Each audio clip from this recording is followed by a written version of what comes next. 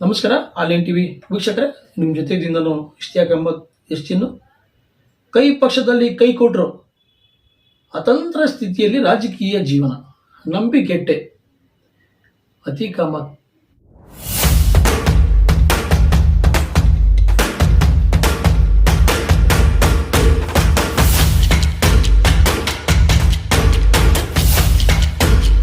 ಕಾಂಗ್ರೆಸ್ ಪಕ್ಷದ ಮುಖಂಡರು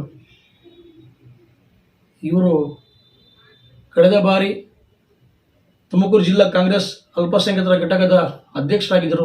ಈ ಮಾಜಿ ಅಧ್ಯಕ್ಷರಾಗಿದ್ದಾರೆ. ಇವರು ಕಳೆದ ವಿಧಾನಸಭೆ ಚುನಾವಣೆಯಲ್ಲಿ ಪ್ರಬಲ ಆಕಾಂಕ್ಷಿಯಾಗಿದ್ದರು. MLA ಟಿಕೆಟ್ಗೆ ಸತತವಾಗಿ 6 ವರ್ಷ ಪಕ್ಷದ ಸಂಘಟನೆ ಮಾಡಿದ್ದಾರೆ. ಅಲ್ಪಸಂಖ್ಯಾತರ ಘಟಕ ಜೀವಂತವಾಗಿ ಇದೆ ಅಂತ ತೋರಿಸ್ಬಿಟ್ಟಿರ್ತಕ್ಕಂಥ ವ್ಯಕ್ತಿ ಇದ್ದ. ಲಕ್ಷಾಂತರ ರೂಪಾಯಿ ದುಡ್ಡು ಖರ್ಚು ಮಾಡಿ ಪಕ್ಷ ಸಂಘಟನೆ ಮಾಡಿ ಮುಂದಕ್ಕೆ ನನಗೆ ಪಕ್ಷ ಕೈ ಹಿಡಿಬೋದು ಅಂತೇಳಿ ಹಗಲು ರಾತ್ರಿ ಪಕ್ಷಕ್ಕೆ ದುಡಿದು ಸಂಘಟನೆ ಮಾಡಿ ಕೇಂದ್ರ ಸರ್ಕಾರದ ವಿರುದ್ಧ ಪ್ರತಿಭಟನೆಗಳನ್ನು ಮಾಡಿ ಕೋವಿಡ್ ಸಂದರ್ಭದಲ್ಲಿ ಮಾಡಿದಂಥ ಮಹಾ ಎಡವಟ್ಟಿಗೆ ಕೇಂದ್ರ ಸರ್ಕಾರ ಅದ್ರ ಬಗ್ಗೆ ಪ್ರಥಮ ಬಾರಿಗೆ ಚಕಾರ ಎತ್ತಿದಂಥ ಏಕೈಕ ವ್ಯಕ್ತಿ ಅತೀಕ್ ಅಹಮದ್. ಇವರು ಪಕ್ಷದಲ್ಲಿ ಸಾಕಷ್ಟು ಕೆಲಸ ಮಾಡ್ತಾರೆ. ಇವತ್ತು ಏನು ಅಲ್ಪಸಂಖ್ಯಾತರ ಏನು ಘಟಕ ಈಗ ಬಿಡ್ರಿ, ಈಗ ಅಧ್ಯಕ್ಷರು ಅಲ್ಪಸಂಖ್ಯಾತರ ಘಟಕರ ಅಧ್ಯಕ್ಷರಾಗಿದ್ದಾರೆ. ಅವ್ರು ಏನು ಕೆಲಸ ಮಾಡ್ತಾರೆ ಬಿಡ್ತಾರೆ ನಮಗಂತೂ ಗೊತ್ತಿಲ್ಲ. ನೂತನವಾಗಿ ಅಧ್ಯಕ್ಷರಾಗಿದ್ದಾರೆ. ಇದುವರೆಗೂ ಕೂಡ ಎಲ್ಲ ಒಂದು ಪತ್ರಿಕಾಗೋಷ್ಠಿ ಇಲ್ಲ. ಅಲ್ಪಸಂಖ್ಯಾತರ ಮೇಲೆ ಏನೇನೋ ದಿನನಿತ್ಯ ತೊಂದರೆಗಳು ಅನುಭವಿಸ್ತಾ ಇದ್ದಾರೆ. ಅವ್ರಿಗೆ ಏನು ಮಾಡ್ಬೋದು, ಏನು ಬಿಡ್ಬೋದು ಪಕ್ಷದಿಂದ ಅನ್ನೋದನ್ನು ಅದ್ರ ಬಗ್ಗೆ ಚಿಂತನೆ ಇಲ್ಲ. ಅನುಭವ ಇಲ್ಲದಲ್ಲೇ ಇರ್ತಕ್ಕಂಥ ಗೋಲಿ ಆಡೋ ಹುಡುಗಂಗೆ ಅಧಿಕಾರ ಕೊಟ್ಟಿದ್ದಾರೆ ಅಂತೇಳಿ ಕಾಂಗ್ರೆಸ್ ಪಕ್ಷದಲ್ಲಿ ಕೇಳಿಬರ್ತಿರ್ತಕ್ಕಂಥ ಮಾತು. ಅಲ್ಪಸಂಖ್ಯಾತರ ಘಟಕದ ಒಂದು ಅಧ್ಯಕ್ಷ ಸ್ಥಾನಕ್ಕೆ ಈ ವ್ಯಕ್ತಿ ಅರ್ಹರಲ್ಲ ಅಂತೇಳಿ ಅಲ್ಪಸಂಖ್ಯಾತರ ಮುಖಂಡರುಗಳೇ ಹೇಳ್ತಿರ್ತಕ್ಕಂಥ ಮಾತು. ಇದು ಕಾಂಗ್ರೆಸ್ ಪಕ್ಷದಲ್ಲಿ ಚರ್ಚೆ ಆಗ್ತಿರ್ತಕ್ಕಂಥ ಮಾತು. ಯಾವ ಒತ್ತಡಕ್ಕೆ ಕೊಟ್ಟರೆ ಗೊತ್ತಿಲ್ಲ. ಆ ವಿಷಯ ಹಂಗಿರಲಿ. ಅತೀಕ್ ಅಹಮದ್ ಅವರು ಕಳೆದ ಬಾರಿ ಚುನಾವಣೆಗೆ ಸ್ಪರ್ಧೆ ಮಾಡಬೇಕಂತೇಳಿ ಶತಾಯಗತವಾಗಿ ಹಗಲು ಇರಲು ಹೋರಾಟ ಮಾಡ್ತಾರೆ. ಟಿಕೆಟ್ ಸಿಗಲ್ಲ, ಕೈ ತಪ್ಪುತ್ತೆ. JDS ಪಕ್ಷಕ್ಕೆ ಸೇರ್ಕೊಂತಾರೆ. JDS ಪಕ್ಷದಿಂದ ಮತ್ತೆ ತುಮಕೂರಿನ ಒಬ್ಬ ಕಾಂಗ್ರೆಸ್ ಪಕ್ಷದ ಮುಖಂಡರು ಒಬ್ಬರು ಬೆಸ್ಕಿ ಆಗ್ತಾರೆ.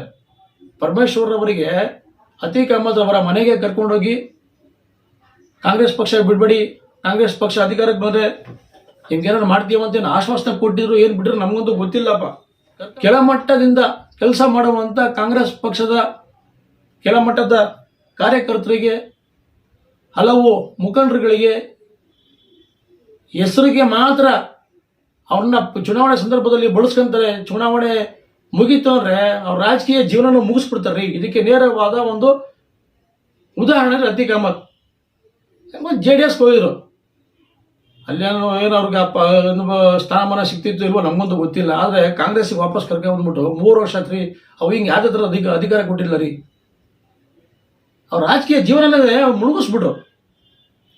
ಆದರೆ ಇದು ಎಲ್ಲ ಏನು ವ್ಯವಸ್ಥಿತವಾಗಿ ಮಾಡಿದಂಥ ವ್ಯವಸ್ಥೆಯ ಕಾಂಗ್ರೆಸ್ ಪಕ್ಷಕ್ಕೆ ದುಡ್ದಂಥ ವ್ಯಕ್ತಿಗಳಿಗೆ ಕಾಂಗ್ರೆಸ್ ಪಕ್ಷ ಕೊಡುವಂಥ ಗೌರವನ ಇದು.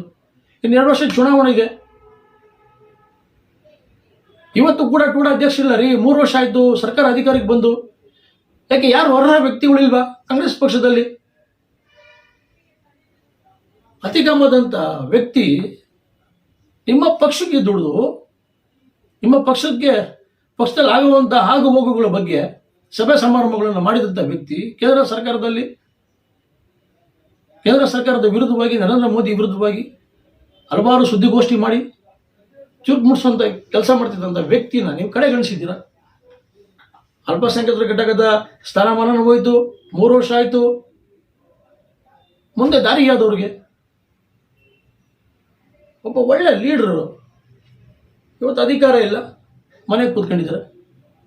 ಅತೀಕ್ ಅಹಮದ್ ಅಂತ ಒಬ್ಬರೇ ಇಲ್ಲ ರೀ, ಸಾಕಷ್ಟು ಜನ ಇದ್ದಾರೆ. ಅಲ್ಪಸಂಖ್ಯಾತರಿದ್ದಾರೆ, ಬೇರೆ ಬೇರೆ ಸಮುದಾಯದಲ್ಲಿದ್ದಾರೆ. ಆದರೆ ಕಾಂಗ್ರೆಸ್ ಪಕ್ಷಕ್ಕೆ ದುಡಿದಂಥ ವ್ಯಕ್ತಿಗಳಿಗೆ ಏನು ಮಾಡಿದ್ದೀರ ಅನ್ನೋಂಥದ್ದನ್ನು ಇಲ್ಲಿರ್ತಕ್ಕಂಥ ಮುಖಂಡರು, ಪ್ರಭಾವಿಗಳು ಒಮ್ಮೆ ಹಿಂತಿರುಗಿ ನೋಡ್ರಿ ನೀವು. ಇನ್ನು 2 ವರ್ಷ ಚುನಾವಣೆ ಇದೆ. ಟೂಡಾಗ ಅಧ್ಯಕ್ಷರು ಇಲ್ಲ. ಏನು ಎಲ್ಲಿ ಸಾಕ್ತಾ ಇದ್ದಾರೆ ರೀ? ಬರೇ ಜನಗಳನ್ನ ಉಪಯೋಗಿಸ್ಕೊಳ್ಳೋಂಥದ್ದನ್ನ ಪಕ್ಷಗಳು, ಯಾವುದೇ ಪಕ್ಷ ಆಗಲಿ ರೀ, ಕಾಂಗ್ರೆಸ್ ಆಗಲಿ, B J P J D S ಆಗಲಿ, ಲೀಡರ್ಗಳನ್ನ ಉಪಯೋಗಿಸ್ಕೊಳ್ಳೋದು ನಿಮ್ಮ ಸಿದ್ಧಾಂತನ, ಕೆಳಮಟ್ಟದ ಕಾರ್ಯಕರ್ತಗಳನ್ನ ನೀವು ಚುನಾವಣೆ ಸಂದರ್ಭದಲ್ಲಿ ಉಪಯೋಗಿಸ್ಕೊಳ್ಳೋ ಸಿದ್ಧಾಂತನ. ಏನೋ ರೀ ಪಾಪ ಅತೀಕ್ ಅಹ್ಮದ್ ಅನ್ನೋಂಥ ಒಬ್ಬ ಒಳ್ಳೆಯ ಮುಸ್ಲಿಮ್ಸ್ ಮುಖಂಡನಿಗೆ ಅನ್ಯಾಯ ಆಗಿರೋದಂತೂ ಸತ್ಯ. ಹೇಳೋಕ್ಕಾಗಲ್ಲ. ಮುಂದಕ್ಕೆ ಅವರು ಕಾಂಗ್ರೆಸ್ ಪಕ್ಷದಿಂದನೇ ಮುಂದಿನ ಚುನಾವಣೆಯಲ್ಲಿ ಬಂಡಾಯ ಅಭ್ಯರ್ಥಿಯಾಗಿ ಸ್ಪರ್ಧೆ ಮಾಡ್ಬೋದು. ಮಾಡೋದು ಬಿಡೋದು ಅವ್ರಿಗೆ ಸೇರಿದ್ದು. ಯಾಕಂದ್ರೆ ಈಗಾಗಲೇ ಅವ್ರ ಮೇಲೆ ಅನ್ಯಾಯ ನಡೆದಿದೆ. ಪರಮೇಶ್ವರ್ ಅವರು ಮನೆಗೆ ಹೋಗಿ ಕರ್ಕೊಬಂದರು. ಅದೇನು ಸ್ಥಾನಮಾನ ಕೊಡ್ತೀವಿ ಅಂತ ಹೇಳಿದ್ರು, ಇಲ್ವೋ ಗೊತ್ತಿಲ್ಲ. ನಿಮ್ಮನ್ನು ಹಿಂಗೆ ವೇಸ್ಟಾಗಿ ಕುಂಡಿಸ್ಬಿಡ್ತೀವಿ ಅಂತ ಹೇಳಿದ್ರು, ಅದು ಗೊತ್ತಿಲ್ಲ. ಒಟ್ನಾಗಂತೂ ಅತೀಕ್ ಅಹ್ಮದ್ಗೆ ರಾಜಕೀಯ ಜೀವನವನ್ನು ಮುಗಿಸೋದಕ್ಕೆ ನಡೆದಿದ್ದಾಗ ಷಡ್ಯಂತ್ರ ಅಂತ ಹೇಳ್ಬೋದು. ಕೆಲವು ಏನೋ ರಾಜಕೀಯದ ವ್ಯವಸ್ಥೆಯಲ್ಲಿ ಕುತಂತ್ರಿಗಳು ಚದುರಂಗ ರಚನೆ ಮಾಡಿ ಈತನಿಗೆ ಒಬ್ಬ ಒಳ್ಳೆ ಕಾಂಗ್ರೆಸ್ ಪಕ್ಷದ ಮುಖಂಡನಿಗೆ ಮೂಲೆ ಗುಂಪು ಮಾಡಬೇಕಂತ ಪ್ಲಾನಿಂಗ್ ಮಾಡಿದ್ರೆ ನನಗೆ ಗೊತ್ತಿಲ್ಲ. 3 ವರ್ಷ ಇದ್ದು ಆ ವ್ಯಕ್ತಿಗೆ ಒಂದು ಅಧಿಕಾರ ಇಲ್ಲ, ಮತ್ತೊಂದಿಲ್ಲ, ಮತ್ತೊಂದಿಲ್ಲ. ನಿಮ್ಮ ಪಕ್ಷದಲ್ಲಿ ದುಡ್ದಂಥವ್ರಿಗೆ ನೀವು ಏನು ಸ್ಥಾನಮಾನ ಕೊಟ್ಟಿದ್ದೀರಾ ಅಂತ ಡಾಕ್ಟರ್ ಜಿ ಪರಮೇಶ್ವರ್ ಯೋಚನೆ ನೋಡ್ಬೇಕು ತಾನೆ.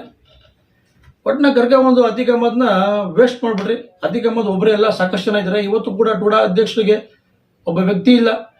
ಕಾಂಗ್ರೆಸ್ ಪಕ್ಷದಲ್ಲಿ ಮುಖಂಡರುಗಳು ಕೊಡ್ತೇನ ಕೊಡಬಾರ್ದು ಅಂತೇಳಿ ಚಿಂತನೆನ ಏನೋ ನಮಗಂತೂ ಗೊತ್ತಿಲ್ಲಪ್ಪ. ಕೈ ಪಕ್ಷದಲ್ಲಿ ಕೈಗೂಡ್ರು, ಅತಂತ್ರ ಸ್ಥಿತಿಯಲ್ಲಿ ರಾಜಕೀಯ ಜೀವನ, ನಂಬಿ ಕೆಟ್ಟ ಅತೀಕ್ ಅಹ್ಮದ್.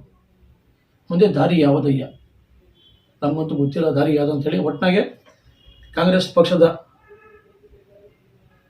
ಪ್ರಾಮಾಣಿಕ ಕಾರ್ಯಕರ್ತರಿಗೆ, ಮುಖಂಡರುಗಳಿಗೆ ಎಷ್ಟರ ಮಟ್ಟಿಗೆ ಗೌರವ ಸಿದ್ದಿದೆ ಅಂತೇಳಿ ನೋಡ್ಬೋದಾಗಿದೆ. ಆನ್ಲೈನ್ ಟಿವಿ, ಇದು ನೈಜ ಭಂಡಾರ. ನಮಸ್ಕಾರ.